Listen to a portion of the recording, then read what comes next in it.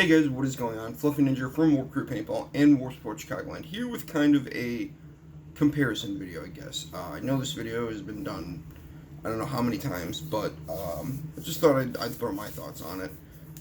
It's the comparison between the Spire IR and the Die LTR. My LTR is way more beat up than my IR because I have yet to use my IR. Well, this one. I've had an IR in the past. I had one of the first ones that Warp Sports got, and I loved it. I thought it was awesome. I thought it was a great backup loader. If you needed a backup to Aspire 3, which at the time I really didn't. Same thing with the LTR. It's a great loader. It's a great backup loader. It's a great starter loader. Both of these are really good starter loaders. Like, there's nothing wrong with using either of them. When I was going through a little bit of financial trouble, I sold off my Spire and like everything else that I had, but I kept the LTR, and it worked for I don't know how many loadout videos and I don't know how many scenarios that I got to play where it was just like, you know what, I'm just gonna throw it on my gun and go, and we'll see what happens, and it's been pretty good, honestly. So yeah, I'm a really big fan of the LTR. I think it's a great loader. It's $99. Basically, maybe 105 after tax. So, like that's not bad for like basically a rotor. Like when these came out the first time, they were I don't even know, they were like almost $200 loaders. I think like the original loader when they first came out, and hey, it's a proven design. You don't have your feed windows in the back or anything like that. You can't really change the color of them too much like you could the original rotor, but that's not really that big of a deal if you want just a loader that works. Speed feeds are pretty cheap. They're $12, so that's not bad. Like you can play with the loader with the lid on it and have a great time anyway, but if you want a speed feed just because, $12 for a speed feed isn't too bad. I think these are also N-Charge compatible, like the R2, the IR, the Spire 3, stuff like that. So that cuts out your battery cost too. Three AA's if you don't want to go the N-Charge route, or if you can't go. Again, I'm not 100% certain on that, but I'm pretty sure you can solder the N-Charge battery to the board. But yeah, taking it apart it's not too bad, so, I mean, there you're in your loader, good to go. If you have breakages or anything like that on the field, you're taking a lot of parts out, which kind of sucks, and hopefully you don't lose any, but, who knows, but, it's not a bad loader. Probably one of my favorite video clips is from, like, PSP 2009 or something like that, and it's one of the Russians. He's in the snake and he's shooting, and he's like pulling his jam fin or whatever, and he's like, God damn it, and he just takes off his loader and he's trying to get in it, and he just fucking chucks it on the ground because he gets so pissed off at it. Like, it's really funny. But like the LTR is definitely one of the things. It's like, hey man, it's a loader that works. You put paint in it, you hit the power button, that's it, and it feeds. And it's just constantly, with some brittle paint you might have some issues, just because like it's, as soon as you turn this thing on, it's going, so it could blend up some brittle paint, but I've never had a problem with it, and I've shot just about every type of paint through it. So the Spire IR, a little bit more expensive, to be honest with you. Comes in at $109, so like $115 after tax probably. I mean, at least here anyway. Who fucking knows? I mean, it's a good constructed loader, that's for sure. It's way better than the original Spire, because the original Spire, these things used to break. This plastic rim, the backs used to break. This used to break. This whole section used to break. I actually was doing a video where I was like showing you the changeover on it, and it broke, and I was like, oh fuck. So yeah. The other cool thing about the IR, or just the Spire in general, honestly, is the speed feed kind of deal, where like you just saw there, like on this it's speed feed, and that's it. Whereas this, you have the speed feed, but you can also kind of pinch the back of it, and then the whole thing pops up. So if you have to get in there, whatever, grab a ball out, whatever, chuck it, you know, that's fine. Or on the back here, slide that up. Of course, mine doesn't want to work with me now. There you go.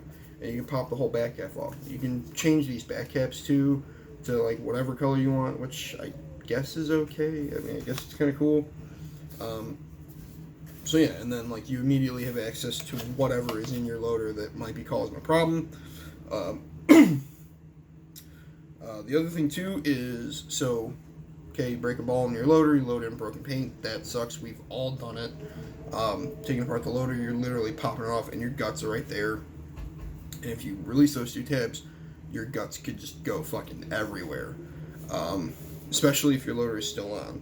So if your loader is still on with this, you can still pull your whole tray out, and you're good to go. Like, you know, if you have to clean it after playing, whatever, you can literally take this, spray it down with a hose, let it dry out, and then just throw your shit back in. I know you can put the end charge on this, so that's really cool. The other thing, so paying $110 for the loader, you're paying almost $25 for like the cheapest speed feed. This is the actual Virtue speed feed. These are like way more expensive. I don't know why, but I mean, they're solid construction, so I guess that makes sense. The weird thing that I've noticed is that it doesn't really fit on the IR. Like, there's a gap around it. I don't know if you guys can see that. Yeah, like there's a gap that you can, I don't know why that's a thing, but, you know, I mean, if you're playing in rain, if you have a speed feed on, it doesn't matter if there's a gap there anyway. Another added cost too is the spring ramp. You don't need the spring ramp to shoot a Spire, but I would suggest it like 100% of the time to get one, just because there's always the chance that, like, you know, your last couple balls don't load and then you're like shaking, or they get stuck up front. So spring ramp, like, I am absolutely, that's like another, yeah, $10 for the spring ramp. You know, I think the Spire is easier to clean, especially when you're on the field. The LTR, it's a little bit more difficult, like, if you're on the field. If you're off the field, you know, obviously it's not a huge deal, but, you know, if you break paint during the middle of a point or middle of a, you know, scenario game, you're not going to want to walk all the way back to where you're set up and then take your loader apart, but you can do it on the field pretty quickly. So, yeah. Yeah. And then, of course, this is the IR, which is infrared, so it has two eye sensors, I guess. Why is this thing being a bitch right now? It literally, there you go. Jesus, I don't want to break my loader. So, you can see there's another board here, and then there's 3 LEDs. And those are sensors that detect if a ball is in there or not. So it'll just keep feeding. You can see they light up red. And then it stops because it detects that there's a ball in the way.